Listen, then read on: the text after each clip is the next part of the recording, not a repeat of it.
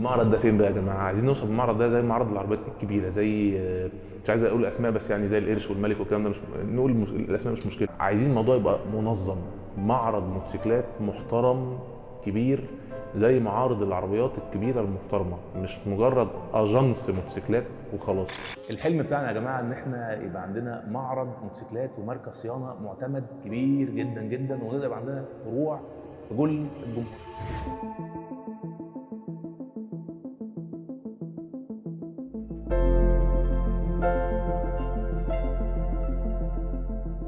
وكان الحلم بعد ما ركزنا في موضوع البيزنس وفهمنا في التجارة ان نقدر نقدم خدمة محترمة الواحد ما كانش بيلاقيها وهو راكب الموتوسيكل، وخصوصا اخويا، لان اخويا كان بيركب الموتوسيكل بشكل يومي. انا كنت بركبه تفاريح بمعنى اصح، هو كان بيركبه بشكل يومي، والواحد كان بيشوفه وهو بيشتري موتوسيكل من ده ومن ده ومن ده. بعد كده بقى بيعمل ابجريد، بدا سي بي 4، بعد كده مش عارف هورنت 600 2002، بعد كده 2006، بعد كده هورنت 900، بعد كده البيكينج. ففي المشوار اللي هو خده ده كان بيقابل مشاكل كتير، سواء في التراخيص، في الاوراق، في الصيانه، وكان بيبقى طهقان وقرفان.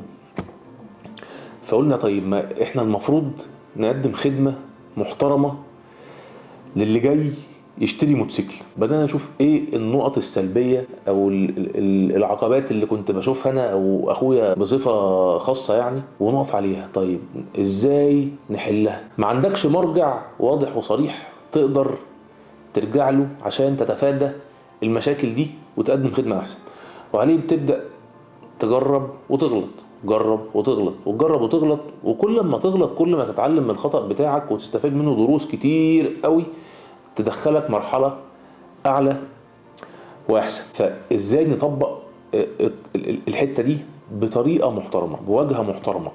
لأن البني آدم اللي جاي ده أول حاجة هو بيتعامل مع أشخاص بتعلمه السواقة، فلازم يكون مستريح له. بعد كده بيتعامل مع أشخاص بتديله نصايح في أنهي موتوسيكل أحسن ليه، فلازم يكون مستريح له. والناس دي تكون بتتعامل معاه مش هقول لكم باحترافيه، بس بامانه وبمصداقيه، ويكون بيديله الخدمه دي وهو مبسوط ان هو بيديها له. مش واحد مش مجرد موظف جاي يشتغل ومجبر ومرغوم. وبعد كده عندك بعد ما اشتريت الموتوسيكل ما اكيد هتصيف،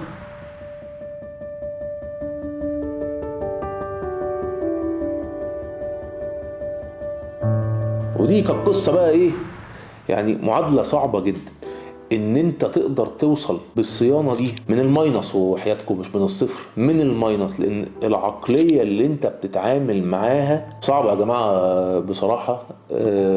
واتمنى ما حدش يزعل من الكلام اللي بقوله ده، بس ده الواقع يعني. واللي بيسمعني ايه اتمنى ياخد بيه لعل وعسى الامور تتحسن في فترات ما. الميكانيكي او الفني او الصنايعي ما عندوش ثقافة الالتزام، ما عندوش ثقافة النظام. فأكتر حاجة كانت متعبة إن أنت تفرض عليه وتحاول تفهمه بكل الطرق المتاحة ليك إنه لازم تلتزم، ولازم يبقى فيه نظام وفيه سيستم تمشي عليه. طبعا في الأول بتلاقي حرب، لأنه جاي بقاله سنين حياته كلها مش بتاعت الكلام ده، مش مقتنع، بيحارب. ولكن سبحان الله بعد ما بيمشي على النظام ده، صدقوني صدقوني، ما يقدرش يرجع للي كان فيه يعني.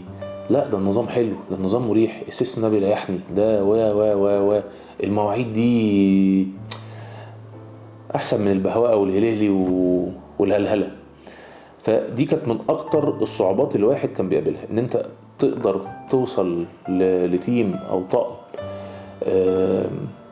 في الصيانه يمشي على الخط اللي انت رسمه ده.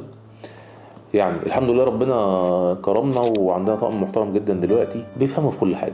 بنشتغل بالسيرفيس مانيوال، نشتغل باحسن عده ممكن تكون موجوده، اجهزه حديثه كسوفت ويرز او اعطال دياجنوزز وخلافه يعني. فقدرنا نعمل نظام محكم برضو ما كانش فيه مرجع. انت بتتعلم على مدار سنين وتغلط وتكتسب خبرات كتيره جدا من الغلطات دي.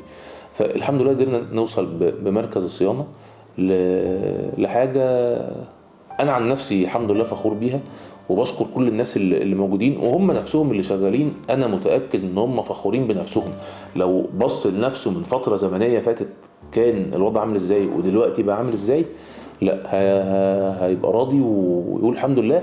واللي جاي طبعا لسه هيبقى ايه باذن الله احسن. نخش في شق تاني وهو الداتا. يعني ايه الداتا؟ انا كعميل جاي صاين الموتوسيكل، انا عايز الداتا دي، مش عايز اكتبها عندي في نوت واقعد احفظها. الداتا دي موجوده في المكان اللي بصين فيه، برجع لهم المفروض اغير زيت امتى، المفروض اعمل ايه، ما فهموني الدنيا. الداتا دي موجوده عندنا كلها، سواء بيع او شراء او الصيانات عموما. فداتا كل موتوسيكل برقم موتوره، برقم شاسيه، باوراق ملكيته، بمين صاحبه الاولاني من التاني التالت الرابع، طول بدم هو بيتعامل معانا ليه تاريخ حياة متوثق بكل مراحله. بعد كده برضو قلنا يبقى عندنا اونلاين ستور. الاونلاين ستور ده تقدر تشتري منه قطع غير انت محتاجها، اكسسوارات، سيفتي جير وخلافه، والاوردر بيجي لك في ميعاده. تخش تلاقي ويب سايت محترم. عايز تطلب حاجه من بره مصر بنقدر نطلبها لك، عايز تجيب موتوسيكل من بره مصر بنقدر نجيبه لك. فحاولنا بقدر الامكان نغطي القصه كلها، بالاضافه للفيديوهات اللي انتوا بتشوفوها ان هي ازاي اشرح للمتفرج ايه هي تجربه الموتوسيكل، اعيشه الموضوع، سواء من ادرينالين، سواء من كروزه الواحد بينزل يقعد يهري مع نفسه ويهرج مع الناس ويهزر مع الناس في الشارع، لحد السفر والمغامرات وخلافه. فهي تجربه بكل مراحلها صراحة ممتع. ويعني أؤكد لك إن أنت مش هتلاقيها في أي حتة تانية، في أي مجال تاني بمعنى صح، أو أي هواية تانية. لأن هو الموتوسيكل مازال تحت البيت.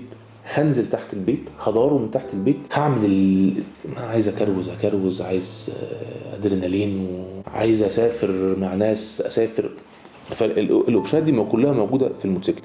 فهو التارجت إن إحنا كنا ندي خدمة الشخص اللي جاي عايز يركب موتوسيكل، ما هو عايز ياخد تجربه كويسه. فالتجربه عشان تبقى كويسه هتبدا هنعلمك كويس والامور تبقى سلسه بالنسبه لك وجميله. وبعد كده تتعامل مع السيلز اللي عايز يجيب لك الموتوسيكل، الامور تبقى سلسه وجميله، ونريحك في تراخيصه وفي اوراقه وما تشيلش هم اي حاجه، والموتوسيكل مكشوف عليه وانت عارف اللي فيه وتقريره مكتوب لك فيه 1 2 3 4 تاريخ انتاج فرك، حاله موتور، مش عارف ايه، وانت بتمضي الدنيا واضحه بكل مصداقيه وامان. التجربه كلها لازم تبقى حلوه، التجربه ما يبقاش فيها شقة وقرف، لان هي هوايه بنسبه كبيره لسبيل المتعه. الحمد لله الحمد لله الحمد لله، بنسبه ممكن نقول 70-80% قدرنا نوصل احنا كلنا كطاقم للمرحله دي.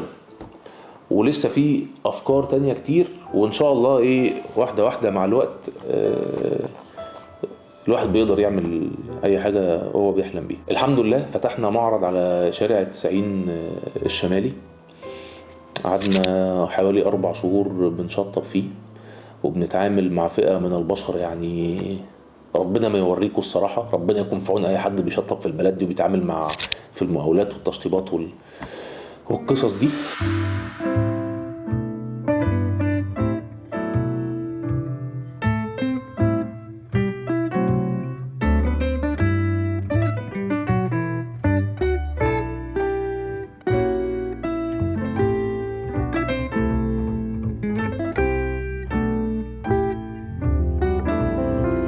أنا بشكر كل الطاقم اللي موجود معانا وفريق العمل الموجود على مجهوده وتعبه وشقاه وتفانيه في العمل وصبرهم عليا الصراحة، لأن أنا يعني شديد وميري جدا في الشغل، والنظام عندي هو رقم 1 وما اقدرش اتنازل عنه ولن اتنازل عنه مهما حصل.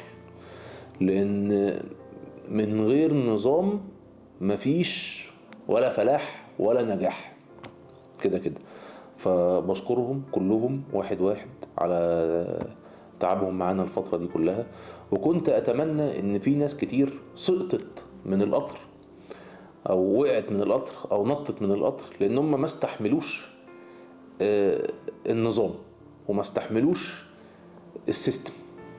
ما كنتش اتمنى ان احنا نخسرهم الصراحة، كنت اتمنى ان هم يشدوا نفسهم ويكملوا، لكن يعني اللي مشي بالحسنى الواحد يتمنى له الخير، واللي مشي بالسيئة ربنا يسامحه.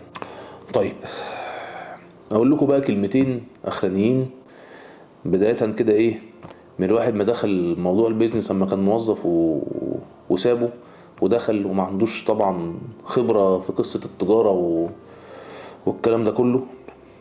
فاقول لكم اللي انا اكتسبته من اول 2012 لحد دلوقتي، وخصوصا من اول 2019 لما استقلت من وزارة الداخلية 8/19 حتى الان، خلال ال5 سنين دول، من اول 2020 الكورونا والدولار اللي عمال ايه ياخدنا ويودينا ويلعب بينا. صراحة الناس بقى حالها صعب، ومش طبيعي يا جماعة الواحد يبقى عايش حياته مضطر يحرص من اللي حواليه. يعني والله بجد دي مش عيشة، ان انت عايش بتحرص من اللي حواليك وبتأمن نفسك. بتفكر، الواحد بيفكر ازاي يأمن نفسه من اللي حواليه. دي صراحة مش عيشة. العيشة المفروض تبقى في سلام وطمأنينة وأمان، وأنا بأمن لده وبأمن لده وبأمن لده، لكن بقى في جزع. أنت كشاب، أنا بقول لك سبحان الله، والله والله وحياة عالي، طول ما أنت بتشتغل وبتسعى وبتعمل اللي عليك ربنا هيوفقك، ربنا هيكرمك. أنا من وجهة نظري ربنا بيوفق لو بني آدم كافر هيوفقه طول ما هو بيدي في الدنيا. طول ما أنت بتشتغل وبتعمل اللي عليك هتلاقي ازاي من غير ما تحسبها. هتلاقي منسكك ممكن ما تكونش جات على بالك ولا فكرت فيها، ولا هتلاقي بني ادمين قدامك من الهوا كده. في تفاصيل مش هعرف اخوض فيها، بس بقول لك بتلاقيها كده اهو فجأة. المعادلة الصعبة في الموضوع ان انت تكسب الدنيا والاخرة، وان انت تحارب نفسك وتحارب شيطانك تحاول تنتصر عليهم.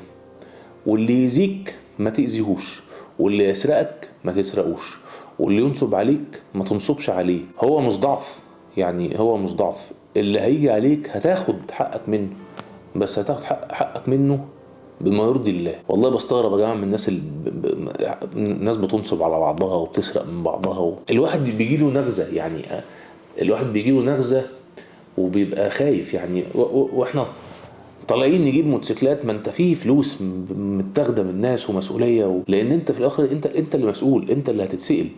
والحقوق دي ما فيهاش هزار. يعني ربنا يسامحك على عم ما اعرفش اقول لك ايه، على سيجاره شربتها، على حاجه انت عملتها لنفسك بينك وبين ربنا، لكن مش هيسامحك على حق حد انت خدته. مش هيسامحك عليه، لازم البني ده هو اللي يتنازل. فالواحد بيبقى فعلا شايل هم القصة دي. بس برضو طول ما انت بتتقي ربنا وماشي في طريقك مظبوط الدنيا بتتفتح لك. والله ربنا بيفتح لك الدنيا وبيسهل لك الدنيا، وحتى لو الدنيا وقفت هو ابتلاء هتحمد ربنا عليه وتشد نفسك وتستحمله وهيعدي وهتكمل. يعني هي الدنيا مش تفضل سالكة على طول، هتلاقي طرش مطبات قدامك ونقر وتقع وهتقوم، وده الطبيعي. بس ما تستسلمش، يعني مهما حصل ما تستسلمش. والدنيا ما بتظبطش من اول مرة في التانية في التالتة في الرابعة، بس والله والله والله هتظبط. قاعدة ثابتة، طول ما انت بتعمل اللي عليك وزيادة هتظبط معاك. لكن طول ما انت لكعي وساذج وتافه، انا اسف يعني، انسى يا ابني. وبعدين بلاش الواحد يكون جاي فاكر نفسه. اقول لكم مثال على الناس اللي عايزه تيجي برضه تشتغل، بطلع نار من بقي وانا اسف لا مؤاخذه من قلتي كمان. يا ابني انت لسه يا ابني صغير يا ابني، ولا تعرف حاجه، وجاي وقاعد وبيتشرط وعايز وعايز وعايز وعايز وعايز. يا ابني هي الدنيا بتمشيش كده، احنا هي ظروف بلدنا كده. سافر بره ربنا يبارك لك ويكرمك، سافر بس خش ودي وقدم وانت بتعمل ايه، واما تنتج وتطلع تلاقي. لكن بتتشرط من الاول. انا بطلع نار من وداني، ماشي يا عم روح طلع نار من وراك بعيد عننا. ما تشقناش معاه. مشكله والله دايره عندنا في المجتمع، ويعني الواحد بيتمنى من الله ان هو يهدي الشعب المصري والشعب العربي والشعب الاسلامي من العته اللي هم فيه الصراحه. يعني عته، والله عته. الواحد بيحلم يشوف مصر دي بلد والله هو مجرد نظام والناس تحترمه والقانون يتطبق على الكل والناس تحترمه والناس تعمل اللي عليها من غير لكاعة ومن غير كلمة هي واحدة كلمة توصف مصر دي هتركب الصاروخ وفم على فوق هنروح. ولكن اكيد ربنا ليه حكمة في اللي بيحصل ده. الحمد لله. نشكركم على دعمكم السنين اللي فاتت دي يا جماعة. نشكر كل اللي بيتابعونا، راكبين موتوسيكلات مش راكبين موتوسيكلات، اللي بيجوا هنا بيتعاملوا معانا صيانة بيع شراء واتيفر ايا كان. بنشكر الناس دي كلها. بنشكر الناس اللي بتساعدنا معنويا وبتساعدنا في البيزنس حتى ماديا. بنشكر التجار المحترمة اللي بتتعامل معانا. شكرا ليكم كلكم، ويوم رائع الجمهورية، وإلى اللقاء.